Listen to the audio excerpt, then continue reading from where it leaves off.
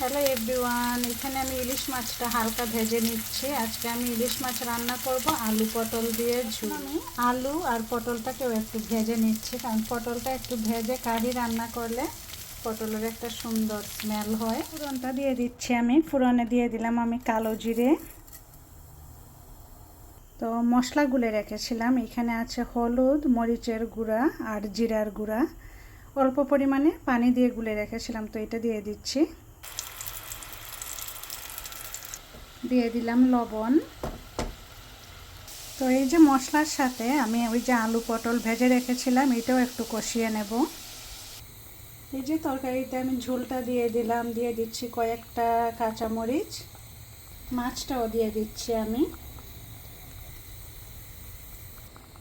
তো মাছটা রান্না হচ্ছে। এই ইলিশ মাছের তরকারিতে আমি কখনো পেঁয়াজ, রসুন আর ধনেপাতা এই তিনটা জিনিস আমার একবারই ভালো লাগে না, এবং আমি কখনোই দেই না। তো আপনারা আমাকে বলে যাবেন আজকে আমার ইলিশ মাছ আলু পটল দিয়ে পাতলা ঝোলটা দেখতে কেমন লাগলো, বলে যাবেন। Thank you for watching.